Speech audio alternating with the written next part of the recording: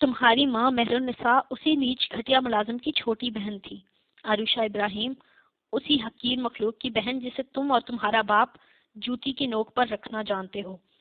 پوچھنا اپنے باپ سے، اگر یوسف کریم کی اولاد کا حوالہ قابل ذکر نہیں ہے تو مہر النساء کی بیٹی کو سینے سے کیوں لگایا اس نے؟ اس سے پوچھنا اگر سبحان کو اس کی ماں کی بدکرداری کی سزا اب تک مل رہی ہے تو مہر النساء کی بدکرداری کا گناہ اس کی بیٹی کے سر پر کیوں نہیں ہے؟ اس کا لفظ لفظ نیزے کی صورت اس کے وجود میں گڑا جا رہا تھا اور وہ زمین میں دھستی جا رہی تھی۔ وہ بے یقین تھی، وہ جھوٹ بول رہا تھا۔ ہاں وہ جھوٹ بول رہا تھا، ایسا کیسے ممکن تھا؟ بدکرداری؟ تو کیا اس کی ماں بدکردار تھی؟ وہ وحشت زدہ ہو گئی۔ کوئی بوجھ تھا، کوئی توق تھا جو گلے میں آ لٹکا تھا۔ فضا بھاری ہو رہی تھی، دم گھٹ رہا تھا، اندھیرا بڑھ رہا تھا۔ وہ سبحان کو روکنا چاہتی تھی، خاموش کروانا چاہتی تھی، پر لفظ گونگے ہو گئے تھے، حواس کام کرنا چھوڑ گئے تھے۔ وہ یک ٹک قہر میں ڈوبے سبحان کو دیکھتی چلی گئی۔ سبحان چپ کر جاؤ، بی بیگم نے مزاحمت کی تھی۔ عروشہ کا بت بنا وجود آنے والے طوفان کی پشین گوئی کر رہا تھا۔ مت روکے مجھے، اسے جاننے دیں، یہ جو دنیا کو اپنے جوتے کی نوک پر رکھ کر یہ سمجھتی ہے کہ سب سے افضل ہے، اس کا خون، اس کا فخر، اس کی زندگی میں کوئی چھول نہیں، کوئی داغ نہیں، تو مجھے وہ داغ دکھانے دیں۔ اما بیگم اسے منہ کے بل گرنے دیں تاکہ یہ جان سکے کہ اتنی ذلت کے بعد پاؤں پر کھڑے رہنے والوں پر موت کیوں مہربان نہیں ہوتی۔ ان کے دلوں پر کیا قیامت گزرتی ہے اسے معلوم ہونا چاہیے۔ کیا دکھ ہوتا ہے، رونا کسے کہتے ہیں؟ توہین کیا ہوتی ہے، آسمان سر سے چھیننا اور پاؤں کا زمین سے سرکنا کیا قہر ڈھاتا ہے؟ ایک ایک لفظ پھنکار کا ادا کرتے وہ پتہ نہیں مزید کون سی اصلیت کھولنے والا تھا۔ اس کا یہ قہر برساتا روپ پہلی بار اس کے سامنے آیا تھا۔ اسے یہ جاننے کا حق ہے کہ وہ کون شخص تھا جس نے بدکرداری کے الزام میں مہر النساء کو اسی حویلی کے در و دیوار میں کاری کیا تھا، اسے اتنی تڑپتی موت دی تھی کہ انسانیت تک کانپ اٹھے۔ بتاؤں تمہیں میں کہ وہ شخص، وہ مزید بات جاری نہیں رکھ سکتا تھا۔ اما بیگم اس کے ہونٹوں پر ہاتھ رکھے کھڑی تھی، نفی میں سر ہلاتے ان کی آنکھوں سے آنسو بہہ رہے تھے۔ اس کی آنکھیں بھی نم ہو رہی تھی، دونوں رو رہے تھے۔ بس ایک وہ تھی جس کی آنکھیں خشک تھیں، پتلیاں ساخت تھیں، ذہن شوق میں تھا۔ وہ ہونٹ پیچھے چند لمحے اس کی پھٹی پھٹی آنکھوں میں دیکھتا رہا، پھر اسی کیفیت میں پلٹ کر وہاں سے چلا گیا۔ پیچھے وہ رہ گئی، صدمے میں مبتلا، لمحہ لمحہ ریزہ ہوتی۔ ذہن ہر چیز سے ہٹ کر اسی انکشاف کی سولی پر لٹکا، موت کا منتظر تھا۔ میں نے روکا بھی نہیں اور وہ ٹھہرا بھی نہیں۔ حادثہ کیا تھا جسے دل نے بھلایا بھی نہیں۔ جانے والوں کو کہاں روک سکا ہے کوئی، تم چلے ہو تو کوئی روکنے والا بھی نہیں۔ کون سا موڑ ہے کیوں پاؤں پکڑتی ہے زمیں، اس کی بستی بھی نہیں کوئی پکارا بھی نہیں۔ بے نیازی سے سبھی کریائے جاں سے گزرے، دیکھتا کوئی نہیں ہے کہ تماشا بھی نہیں۔ وہ تو صدیوں کا سفر کر کے یہاں پہنچا تھا، تو نے منہ پھیر کے جس شخص کو دیکھا بھی نہیں۔ کس کو نے رنگے آیام کی صورت دکھلائے، رنگ اڑتا بھی نہیں نقش ٹھہرتا بھی نہیں۔ یا ہمیں کو نہ ملا اس کی حقیقت کا سراغ، یا سراپردہ عالم میں کوئی تھا بھی نہیں۔ وہ اس سے ملنے نہیں آیا تھا اور وہ انتظار کرتی رہ گئی تھی۔ تھک ہار کر جب نکلی تو چہرہ غصے کی شدت سے دہک رہا تھا، جسے دور سے دیکھتے بھی وہ بخوبی محسوس کر سکتا تھا۔ وہ سیدھا گھر چلی آئی۔ گھر آتے ہی فون نکال کر نمبر ملایا۔ موبائل نمبر وہ فون سے نوٹ کر چکی تھی کہ ایک یہی تو عقل مندی کا کام کیا تھا۔ کیوں نہیں آئے تم؟ دوسری طرف سے کال ملتے ہی اس نے غصے سے پوچھا۔ بزی تھا، بڑی ہی روانی سے کہا گیا۔ بزی مائی فٹ۔ وہ غصے سے چلاتی کال بند کر گئی۔ موبائل بیڈ پر اچھالتے وہ واش روم کی طرف بڑھ گئی تھی کہ ابھی خود کو ٹھنڈا کرنا تھا۔ شادی کا دن آن پہنچا تھا۔ وہ خالی دل لیے باپ کی دہلیز پار کر رہی تھی۔ اسے کمرے میں پہنچانے سے پہلے بی بی کے پاس بٹھایا گیا تھا۔ وہ وہی دلہن بنی بیٹھی تھی۔ رحمت بی بی اپنے تخت پر براجمان تھی۔ گھر کی باقی عورتیں بھی موجود تھیں۔ کچھ اشتیاق اور کچھ حسد سے اسے مسلسل دیکھ رہی تھیں۔ تبھی رحمت بی بی نے بڑے کروفٹ سے بات کا آغاز کیا۔ مقصد ڈھاک بٹھانا تھا۔ یہ ہمارے خاندانی جڑاؤ کنگن ہے، یہ ہم اس بہو کو دیتے ہیں جس کا خاوند خاندانی جاگیر کے نظام کو سنبھالتا ہے۔ لو پہن لو انہیں۔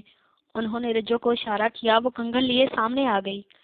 میں سنبھال کر رکھوں گی، وہ بغیر جھجکے بولی تھی۔ ہاتھ بڑھا کر کنگن تھام لیے۔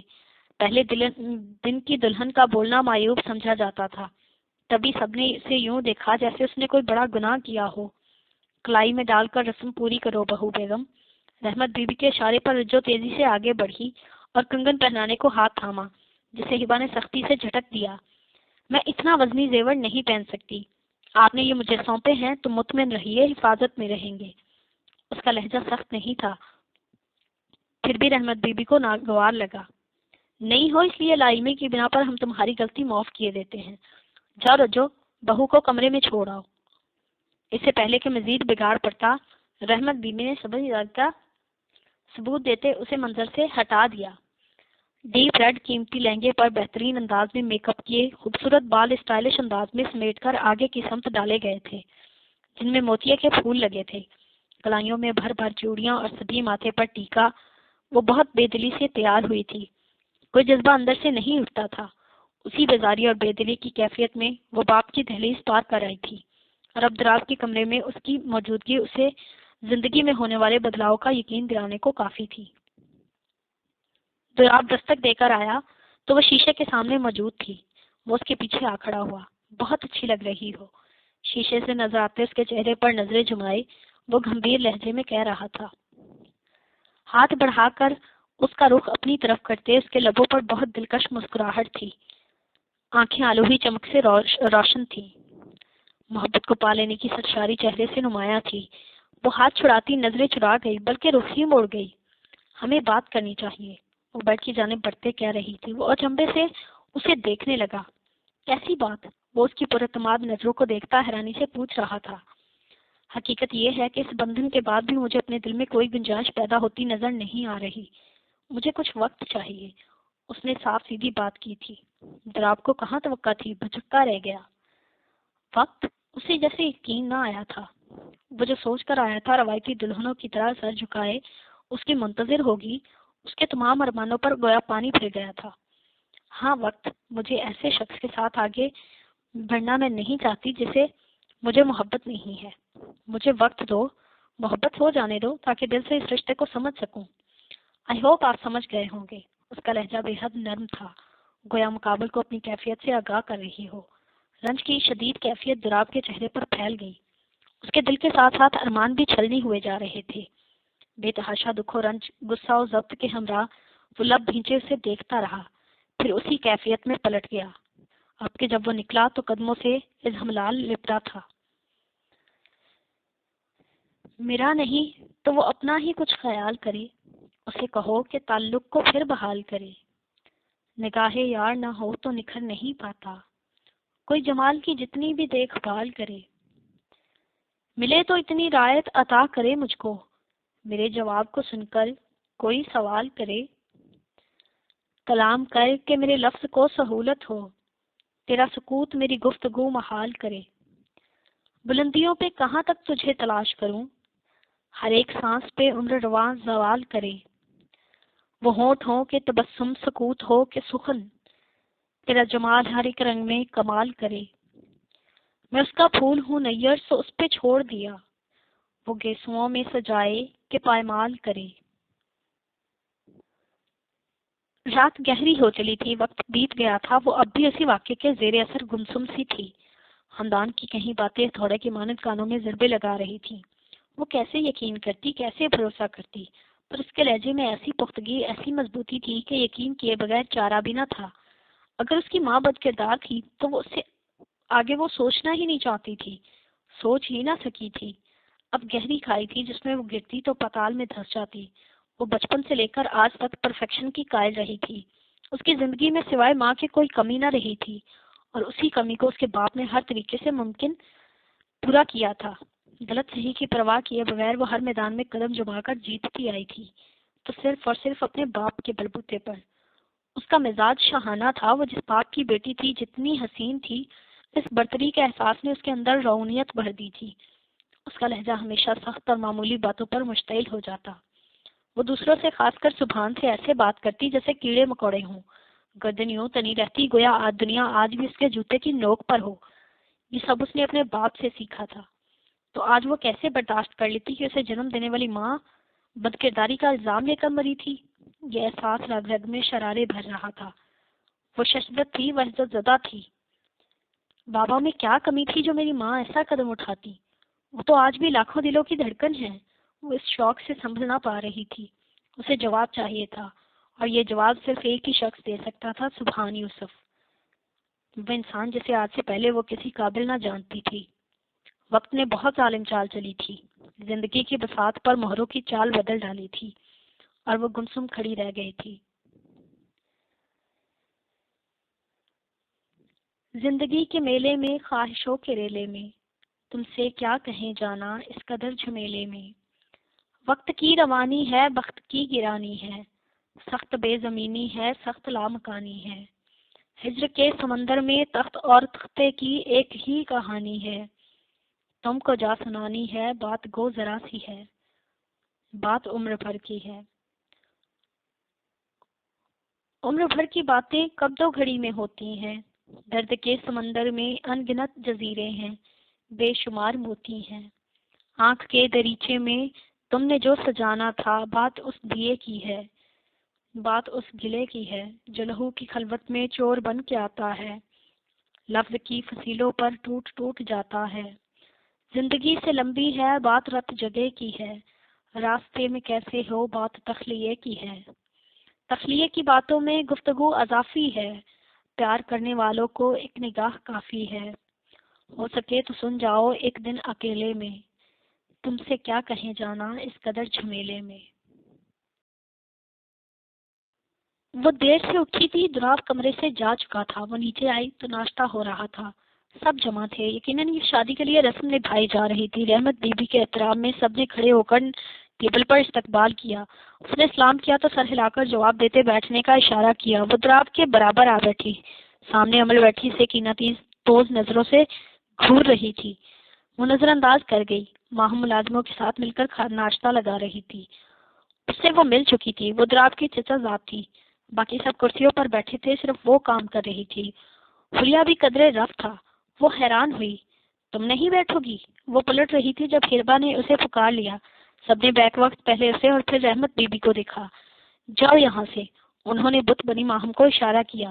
شروع کرو۔ وہ اسے نظر انداز کر گئی تھی، مومنہ چھوڑ نظروں سے کبھی ہبا اور دراب کو دیکھ رہی تھی۔ یہ اسٹریٹ فارورڈ لڑکی اسے اچھی لگی تھی، وہ تذبذب کے عالم میں تھی۔ دراب نے تمہیں حویلی کے رسم و رواج کے بارے میں تو بتایا ہی ہوگا۔ بی بی نے چائے کا گھونٹ بھرتے بات شروع کی۔ نہیں، یک لفظی جواب پر دراب کو اچھو لگا۔ میں بتا دوں گا اماں، وہ سنبھل کر کہتا انہیں پرسکون کر رہا تھا۔ سب کی نظریں ان دونوں پر تھی۔ رحمت بی بی نے بیٹے کو گھوری سے نواز کر دوبارہ بولنا شروع کیا۔ اچھا ہے تم سمجھا دو، اس حویلی میں رہنے والے کو ہمارے اصول اپنانے ہوں گے۔ ہم نہ تو غلط بات سنتے ہیں، نہ غلط فعل برداشت کرتے ہیں، اور یہاں رہنے والے کو ہمارے تابع ہونا پڑتا ہے۔ وہ اس کے پچھلے رویے سے خائف تھی، تبھی سبھاؤ سے کہنے لگی، معاف کیجیے گا اماں جی، برداشت تو ہمیشہ غلط بات ہی کرنا پڑتی ہے، صحیح بات تو سب سہ جاتے ہیں، اصل برداشت تو تب ہے جب آپ غلط بات کو بھی اسی ہمت و حوصلے سے برداشت کریں۔ وہ گلا کھنکار کر بولتی سب کو گہرے شوق میں دھکیل گئی۔ میز پر صاف سونکھ گیا۔ بی بی لاجواب ہوئی تھی، یا خفاؤ سے اندازہ نہ ہوا۔ وہ ان کے سامنے زبان چلاتے ان کا پہلا اصول خاک میں ملا چکی تھی۔ ہبا، دراب نے دبے دبے انداز میں باز رکھنے کی کوشش کی تھی، میں نے ناشتہ کر لیا ہے۔ وہ دوسرا اصول بھی پیروں تلے روندتے اٹھ گئی تھی۔ اب تو خواہش ہے ایسی آندھی چلے جس میں پتوں کی مانند بکھر جائیں ہم، کوئی ہمدم نہ راہی نہ راحت ملے، ایک پل کی محبت نہ چاہت ملے۔ اب تو خواہش ہے یہ ایسی آندھی چلے، دشت ہی دشت ہو ننگے پاؤں چلیں، ہم سرے بزم شمع کی مانند جلیں، ابن آدم کی چاہ کے کڑے جرم میں، اپنی ہی ذات کے کھوکھلے بھرم میں۔ اب تو خواہش ہے یہ کہ سزا وہ ملے، کوئی صحرا کلا یا بیاباں ہو، جس میں سالوں تلک قید ہی قید ہو۔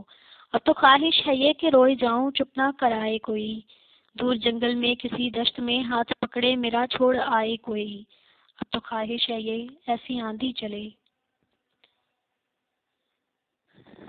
طلسم عشق تھا سب اس کا ساتھ ہونے تک، خیال درد نہ آیا نجات ہونے تک، ملا تھا راستے کے ہجر میں صبح کی ماند، بچھڑ گیا تھا مسافر سے رات ہونے تک، عجیب رنگ بدلتی ہے اس کی نگری بھی، ہر ایک کو نہر دیکھا فرات ہونے تک، وہ اس کمال سے کھیلا تھا عشق کی بازی، میں اپنی فتح سمجھتا رہا موت ہونے تک، ہے استعارہ غزل سے بات کرنے کا،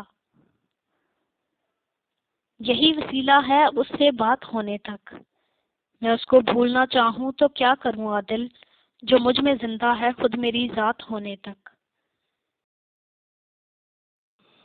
وہ رات بھر نہیں سوئی تھی، رات جگہ کے باعث آنکھیں لال انگارہ ہو رہی تھی، ذہن تھا کہ اٹک کر رہ گیا تھا، کپڑے پر شکن ہو رہے تھے، اسی حال پریشان حالت میں وہ کمرے سے نکل آئی، حویلی میں اتنی صبح بھی چہل پہل جاری تھی، اسے اتنی سویرے بیدار دیکھ کر حویلی کے ملازمین نے رک کر دیکھا تھا، پر وہ نظر انداز کرتی اپنی مطلوبہ منزل کی جانب بڑھی جا رہی تھی۔ دروازے پر دستک دے کر اس نے چند پل انتظار کیا تھا، اور یہ پہلی بار تھا کہ اسے سبحان کے کمرے میں داخل ہونے کی ضرورت پیش آئی تھی، اور وہ بھی اس حال میں کہ رک کر اجازت ملنے کی منتظر تھی۔ بدلاؤ تو آ گیا تھا کہیں سے بھی، وہ شش و پنج میں مبتلا تھی جب اندر سے آ جاؤ سنائی دیا، اس نے گہرا سانس بھرتے قدم بڑھا دیے، وہ اس کی آمد سے بے خبر تھا، تبھی رخ پلٹے ہی کہہ رہا تھا چائے ٹیبل پر رکھ دو۔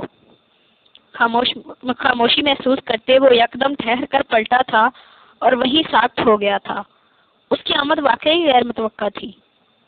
مجھے بات کرنی ہے، یہ پہلی بار تھا کہ اسے بات کرنے میں جھجک محسوس ہو رہی تھی، تبھی لہجہ دھیما اور آواز پست تھی۔ باہر چل کر بات کرتے ہیں۔ وہ جانے کیوں ڈرا تھا، ساتھ ہی پاس سے ہوتا باہر کی جانب بڑھنے لگا، تبھی اس نے سرد سے ہاتھ پکڑ لیا، وہ جھٹکے سے پلٹا تھا۔ یہی بات کرو، اس کی کاٹدار چپتی نگاہوں کے جواب میں ہاتھ چھوڑتی وہ منمنائی تھی۔ کہیے، وہ سینے پر ہاتھ باندھتے سوالیہ نظروں سے دیکھتا پوچھنے لگا۔ جو بھی کل تم نے کہا اس میں کس حد تک سچائی ہے، وہ آغاز کر چکی تھی، اصل بات جاننے سے پہلے تمہید باندھ رہی تھی۔ اگر آپ کو میری بات کا یقین نہیں ہے تو یہی سوال اپنے باپ سے پوچھ لیتی، وہ بھی کڑے تیور لیے ہوئے تھا، جانے کب کا غصہ نکال رہا تھا۔ مجھے تم پر یقین ہے، صرف اتنا بتا دو ہمدان کا اس سب سے کیا تعلق ہے؟ اصل وجہ سامنے آ گئی تھی، سبحان کے چہرے پر طنزیہ مسکراہٹ اتری۔ تو آپ یہاں ہمدان کے بارے میں جاننے آئے ہیں؟ اس کا انداز چھپتا ہوا تھا۔ ایک مشورہ دوں تمہیں؟ وہ آپ سے تم پر آ گیا تھا، عروشہ کو محسوس تک نہ ہوا، نہ ہی وہ پہلے کی طرح بھڑکی تھی، استفہامیہ اندازوں سے نظروں سے بس دیکھتی رہی۔ ہمدان کے بارے میں سوچنا، پوچھنا اور بات کرنا چھوڑ دو، وہ تمہارے اور تمہارے باپ کے دام میں نہیں آئے گا، اسے جینے دو، وہ تمہارے ساتھ کا خواہش مند نہیں ہے عروشہ بی بی، وہ تسلیل زدہ لہجے میں پھنکار رہا تھا۔ سرخ چہرے کے ساتھ لہو رنگ آنکھیں، ایک پل میں ہی وہ خطرناک انداز اختیار کرتا عروشہ کو گنگ کر گیا تھا۔ وہ اس کے لہجے کے پیچھے چھپی وجہ پر غور کیے بنا اس کے لفظوں کی کاٹ میں الجھی ہوئی تھی۔ میری بات سنو، وہ دروازے کی طرف بڑھا تھا تو وہ پھر سے پیچھے لپکی تھی۔ میری بے بسی کا فائدہ مت اٹھاؤ پلیز، ٹرائی ٹو انڈرسٹینڈ، وہ مارے بے بسی کی چیخ پڑی تھی۔ میں تمہیں مزید آگاہی نہیں دے سکتا، بس اتنا سن لو، میرے سامنے آنے سے گریز کیا کرو، مجھے تمہاری شکل دیکھنا بھی گوارا نہیں ہے۔ وہ سپاٹ سا کہتا پلٹا اور دروازہ کھول کر کھڑا ہو گیا۔ اب جاؤ یہاں سے، وہ اسے جانے کا کہہ رہا تھا، بے دخل کر رہا تھا، کمینہ۔ وہ چند ثانیے سرخ آنکھوں سے اسے گھورتی رہی، البتہ تیز تیز قدم اٹھاتے باہر نکلنے سے پہلے دانت پیس کر گرائی ضرور تھی۔ وہ سبحان کے کانوں تک بخوبی پہنچ چکا تھا۔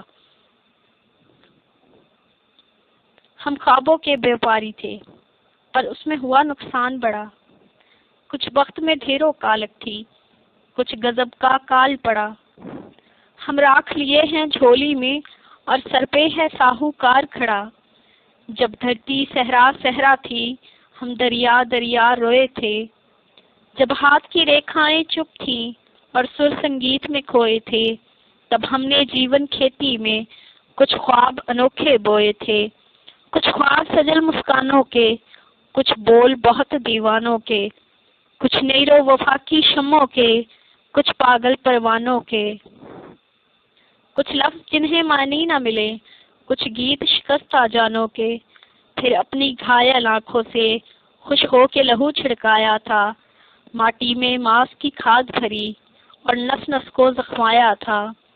جب فصل کٹی تو کیا دیکھا، کچھ درد کے ٹوٹے گجرے تھے، کچھ زخمی خواب تھے کانٹوں پر، کچھ خاک استر سے گجرے تھے، اور دور افق کے ساگر میں کچھ ڈولتے ڈولتے بجرے تھے۔ اب پاؤں کھڑاؤں دھول بھری اور تن پہ جوگ کا چولا ہے، سب سنگی ساتھی بھید بھرے، کوئی ماشا ہے کوئی تولا ہے۔ اب گھاٹ ہے نہ گھر، دہلیز ہے نہ در، اب پاس رہا کیا ہے بابا، بس ایک تن کی گٹھڑی باقی ہے، جا یہ بھی تو لے جا بابا۔ ہم بستی کو چھوڑے جاتے ہیں، تو اپنا قرض چکا بابا۔ ہبا بات سنو۔ وہ وارڈروب کھلے کھڑی تھی جب دروازہ کھول کر اندر آتے دراب نے اس کی تلاش میں نظریں دوڑاتے پکارا۔ جی۔ وہ ہٹ کر سامنے آ گئی۔ ہبا دیکھو، میرا مقصد تمہیں ہرٹ کرنا یا کرٹیسائز کرنا نہیں ہے، لیکن جو کچھ آج میں نے ٹیبل پر کیا وہ ہرگز حویلی کے دستور کی فہرست میں شامل نہیں ہے نا؟ وہ بے حد دھیمے لہجے میں وضاحت کرنے والا تھا۔ ہبا کے بات کاٹنے پر یکدم چپ ہو گیا۔ کیا ضرورت تھی پہلے دن ہی الجھنے کی؟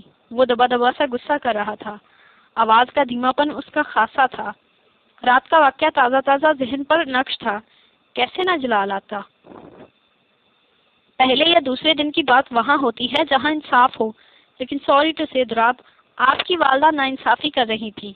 وہ بغیر خائف ہوئے زوم سے بولی تھی، اور یہ زوم بھی دراب کا دیا ہوا تھا کہ وہ یوں جیا کرتی۔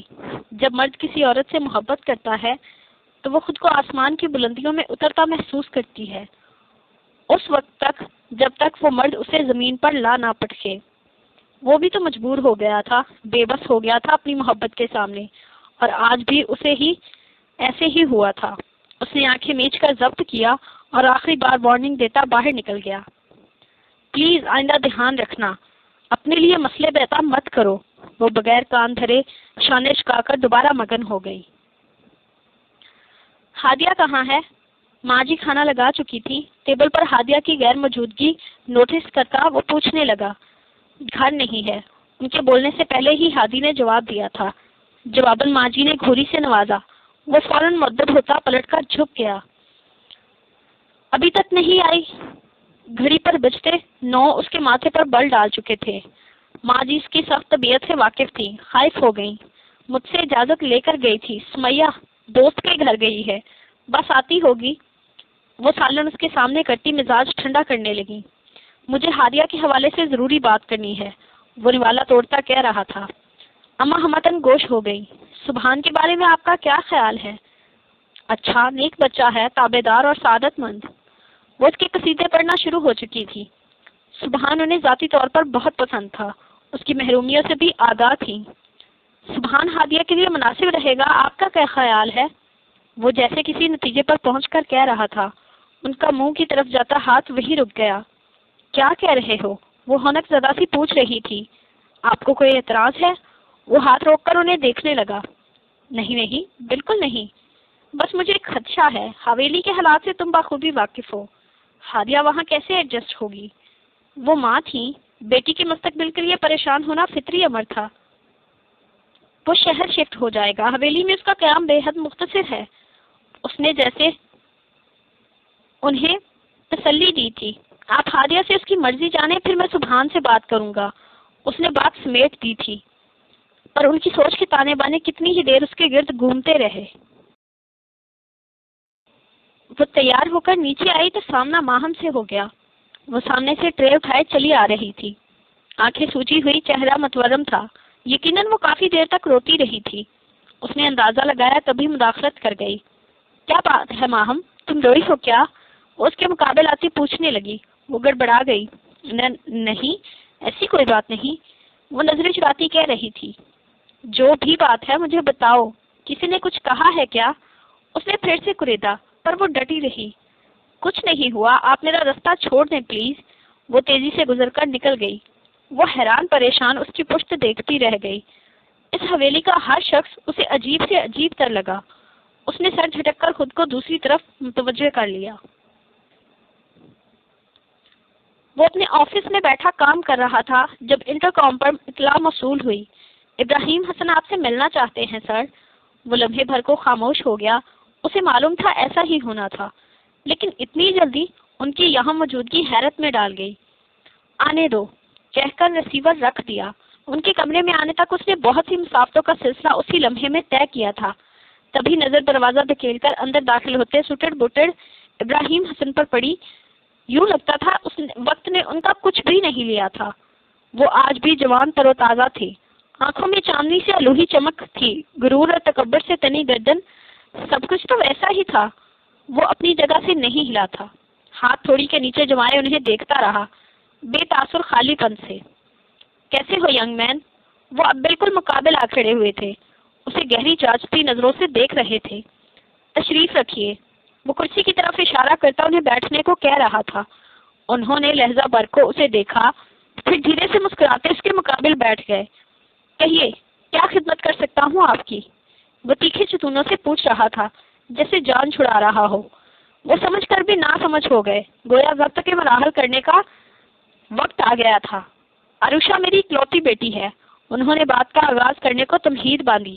جانتا ہوں، وہ سرعت سے بات کاٹ کر بولا۔ ان کے ماتھے پر شکن آئی تھی، جسے جھٹک ڈالا کہ معاملہ بیٹی کی خوشی کا تھا۔ تو پھر یہ بھی جانتے ہو گے کہ مجھے اپنی بیٹی کی خواہش کتنی عزیز ہے اور میں اسے پورا کرنے کے لیے کس حد تک جا سکتا ہوں۔ وہ بہت تحمل سے کہہ رہے تھے۔ میں تو یہ بھی جانتا ہوں کہ آپ اپنی خواہش کی تکمیل کے لیے کس حد تک گر سکتے ہیں ابراہیم صاحب۔ وہ بہت سکون سے پیپر ویٹ گھماتا کہہ رہا تھا۔ دوسری جانب وہ شوق میں گھر گئے۔ کیا جانتے ہو تم؟ وہ سب جو اگر عروشہ جان لے تو مزید کچھ جاننے کی حسرت نہیں کرے گی۔ کیا آپ نے اسے بتایا کہ اس کی ماں مہر النساء کی موت کیسے ہوئی تھی؟ وہ عجیب سے مسکراہٹ سے کہہ رہا تھا، اور یہی وہ پل تھا جب ان کا سفید چہرہ سفید پڑ گیا۔ کچھ دیر ہونٹ بھینچے اسے دیکھتے رہے۔ کون ہو تم؟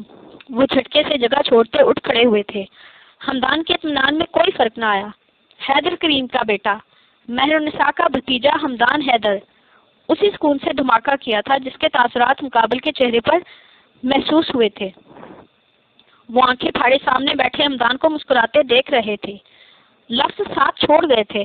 بہت دیر لگی تھی انہیں خود کو کمپوز کرنے میں۔ سکتے کی کیفیت سے لوٹتے ان کی آنکھیں شعلے اگل رہی تھی۔ جتنی بھی ترقی کر جاؤ تم مجھ سے کم تر درجے پر تھے اور رہو گے، میرا تم کچھ نہیں بگاڑ سکتے۔ وہ اسی انداز میں لوٹ آئے تھے۔ کچھ دیر پہلے والی نرمی مفقود تھی۔ ہمدان یوں مسکرایا گویا بکری کو چھری تلے دم نہ لیتے پا کر کسائی چہرے پر اطمینان اتر آتا ہے۔ سوچ لیجئے، اس نے بات نپٹا دی۔ وہ پھر بھی غصے میں کہہ رہے تھے۔ کچھ دیر مٹھیاں بھیجے اسے دیکھتے رہے، پھر پلٹ کر وہاں سے چلے گئے۔ وقت ہر بار فتح کی مہر تمہارے ماتھے پر چسپاں کرے ضروری تو نہیں ابراہیم حسن۔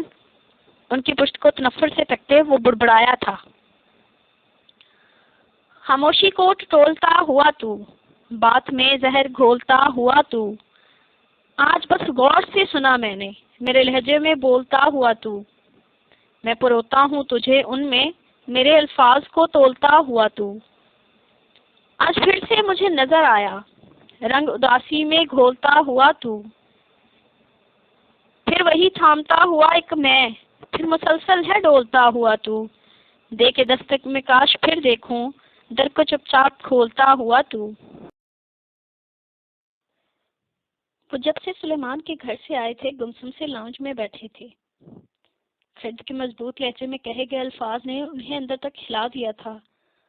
اگر ہمدان اپنی ضد پر قائم رہا تو وہ عروشہ کو کیسے فیس کریں گے؟ یہ ان کے لیے ایک مشکل مرحلہ تھا۔ وہ ہر صورت اپنی بیٹی کی جیت چاہتے تھے، پر اس بار یہ ہوتا نظر نہیں آ رہا تھا۔ انہیں نہ جانے کتنا وقت بیت گیا جب طوفانی انداز میں دروازہ کھلا اور عروشہ داخل ہوئی۔ انہوں نے آنکھیں چھوٹی کر کے اس کے طوفانی انداز اور جلال زدہ چہرے کو دیکھا تھا۔ کچھ کھٹکا تھا۔ انہیں فوراً گڑبڑ کا احساس ہوا۔ عروشہ، کیا بات ہے بیٹے؟ اس کی سرخ آنکھوں کو دیکھتے وہ پریشان ہو اٹھے تھے۔ میری مشکل آسان کر دے بابا، پلیز سچ سچ بتا دیں۔ وہ ضبط کے باوجود دبا دبا سا چیخی تھی۔ انہیں مزید حیرت نے آن گھیرا۔ ادھر آؤ، یہاں بیٹھو۔ وہ اس کا ہاتھ پکڑے بٹھانے کی کوشش میں تھے۔ اس نے ہاتھ پیچھے کھینچ لیے۔ آپ نے مجھ سے کیوں چھپایا کہ سبحان میرا ماموزاد کزن ہے؟ وہ ایک لمحے کو سٹل ہوئے تھے۔ کچھ تھا جو وہ جان گئی تھی، اور بہت کچھ تھا جو اسے جاننا تھا۔ یہ ادراک انہیں اسی ایک لمحے میں ہوا تھا۔ کس نے بتایا تمہیں؟ یہ مت پوچھیں کہ کس نے بتایا اور کیا بتایا ہے، یہ پوچھیں کہ میں کیا جاننا چاہتی ہوں۔ اس کی آواز بلند ہو گئی تھی۔ کیا جاننا چاہتی ہوں؟ ان کے لہجے اور انداز نے انہیں ششدر کر دیا تھا، پر وہ ضبط سے کام لے رہے تھے۔ وہ سمجھ گئے تھے کہ یہ آگ کدھر سے شروع ہوئی ہے۔ آپ نے کبھی میری ماں کے بارے میں کچھ نہیں بتایا، کبھی ان کا نام نہیں لیا، کبھی ان کی کوئی تصویر تک اس گھر میں موجود نہیں، اور میرے بار بار پوچھنے پر آپ کا کہنا کہ آپ کو میری ماں سے محبت تھی، یہ کیسے ممکن ہے؟ کولوفیل میں اتنا تضاد۔ آپ کو کیا لگا آپ کی دی ہوئی آسائشوں، آزادیوں سے میری ماں کی کمی پوری ہو سکتی ہے؟ تو یہ آپ کی غلط فہمی ہے بابا۔ مجھے پرفیکشن کے جھانسے میں اتنا الجھانے کی بجائے اگر آپ مجھے یہ بتا دیتے کہ میری ماں بد کردار عورت تھی، تو کم از کم آج یہ حقیقت کھلنے پر میرے قدم ڈگمگا کر سنبھل گئے ہوتے۔ یوں ٹوٹ کر نہ بکھری تھی میں۔ وہ بھرائی ہوئی پھٹی ہوئی آواز میں بولنا بلکہ رونا شروع ہوئی تھی۔ آنسو موتیوں کی طرح ٹوٹ کر بکھرنے لگے تھے۔ وہ آج پہلی دفعہ روئی تھی، چیخی تھی، تڑپی تھی۔ تو یہ کیسے ممکن تھا کہ ان کے دل پر خنجر نہ چلتے؟ آروشا، انہوں نے نرمی سے پکارا تھا۔ میری ماں بھی تو ایک غریب گھرانے کی جاہل عورت تھی نا، تو آپ نے مجھے غریبوں کو پاؤں تلے روندنا کیوں سکھایا؟ اگر آپ کے لیے غریب ملازم اتنے بے وقت تھے تو آپ نے ایک ملازم کی بہن کو اپنے گھر کی عزت کیوں بنایا بابا؟ آپ نے مجھے غلط سبق پڑھائے، آپ دوگلے انسان ہیں بابا۔ آپ، وہ بات مکمل کیے بغیر پھوٹ پھوٹ کر رو دی تھی۔ 2 دنوں کا غبار آنسوؤں کی صورت بہہ رہا تھا۔ پہلی بار کوئی دکھ ملا تھا اور برداشت نہ ہوا تھا۔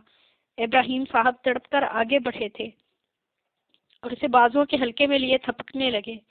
وہ مچل کر ان کی گرفت سے نکلی، تبھی ان کی نظر دروازے میں استادہ سبحان اور بی بیگم پر پڑی تھی۔ سبحان کو دیکھ کر غیظ و غضب کا طوفان اندر اٹھا تھا۔ وہ شعلہ برساتی نظروں سے اسے دیکھ رہے تھے۔ جب سسکیاں دباتی آروشا ان کی توجہ اپنی جانب کھینچی۔ مجھے بتائیں بابا کہ میری ماں کی زندگی میں وہ دوسرا شخص کون تھا؟ بولیں بابا، بتائیں مجھے۔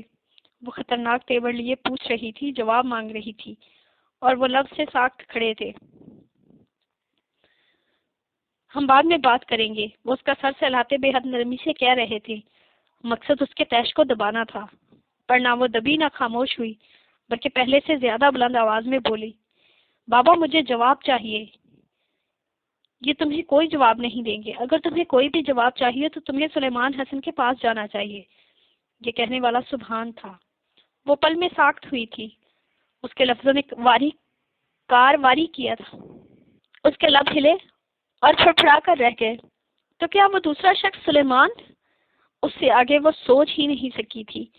شوق میں گھری ساکت کھڑی ابراہیم صاحب کا چہرہ سرخی چھلکانے لگا تھا، آنکھیں انگاروں کی طرح جلنے لگیں۔ وہ بچھڑے ہوئے سانڈ کی طرح سبحان کی طرف بڑھے اور اس کا گریبان پکڑتے ہوئے آروشا کے مقابل لے آئے۔ تم نے ہی بکواس انڈیلی میری بیٹی کے کانوں میں، اسے مجھ سے بدگمان کرنے کی کوشش میں تم ہر حد سے گزر گئے۔ میں تمہیں جان سے مار دوں گا۔ غصے کی شدت سے ان کا سرخ و سفید چہرہ بالکل سرخ ہو رہا تھا۔ اس پر وہ ایسے عذاب سے گزر رہے تھے کہ آنکھیں شعلے اگل رہی تھی۔ تیور ایسے تھے کہ اسے ابھی جان سے مار دیں گے۔ سبحان کا سکتا ٹوٹا تو اس کی جگہ قہر و غضب نے لے لی۔ ان کا ہاتھ سختی سے جھٹکتا وہ پوری شدت سے چلایا تھا، اگر اتنی ہی محبت ہے اپنی بیٹی سے تو اسے بتائیں کہ اس کی ماں کا گناہ کیا تھا اور آپ نے کس جرم کے پاداش میں اسے موت کے منہ میں دھکیلا۔ کیسے آپ نے اپنے ہاتھوں سے انہیں موت کے گھاٹ اتارا تھا، بے دردی سے قتل کیا تھا، اور ساری زندگی ندامت کا ایک تاثر بھی چہرے پر نہ آیا۔ وہ پے در پے بھیانک انکشاف کر رہا تھا اور وہ پھٹی پھٹی آنکھوں سے اپنے سامنے کھڑے جان سے پیارے باپ کو دیکھ رہی تھی جو ایک دم ٹھہر گئے تھے۔ دل و دماغ نفی کر رہا تھا، جبکہ ان کا ساکت وجود سبحان کے سچا ہونے کو گواہی دے رہا تھا۔ وہ آگے بڑھی اور دونوں کے درمیان آ گئی۔ رخ ابراہیم صاحب کی طرف تھا۔ جھوٹ ہے نا؟ وہ پلک جھپکائے بغیر پوچھ رہی تھی۔ کیا کچھ نہ تھا اس کی آنکھوں میں؟ آس، امید، خوف، وہم، دل پر چھریاں چلی تھی مگر بظاہر سکوت تھا، خاموشی تھی، منظر دھندلا رہا تھا، دھند بڑھ رہی تھی اور وہ یک تک باپ کو دیکھ رہی تھی جن کے لب ہولے سے پھڑپڑا کر ساخت ہوئے تھے۔ جھوٹ بول رہا ہے نا یہ؟ اس نے پھر سے پوچھا تھا۔ وہ انکار کرنا چاہتے تھے، اسے حوصلہ دینا چاہتے تھے، پر زبان جامد ہو گئی تھی، جسم فریز تھے، ان کے پاؤں اندیکھے شکنجے میں جکڑ لیے تھے، وہ ہل ہی نہ پائے تھے۔ ان کی یہ خاموشی قہر بن کر اس پر برسی تھی۔ دھند بڑی تھی اور ہر طرف چھا گئی تھی، سامنے کا ہر منظر دھندلایا اور وہ بے جان ہوتی لڑکھڑا گئی۔ زمین بوس ہونے سے پہلے دو مضبوط ہاتھوں نے اسے سنبھالا تھا۔ گہری تاریکی میں جاتے جو آخری چہرہ اس نے دیکھا تھا وہ سبحان کا تھا۔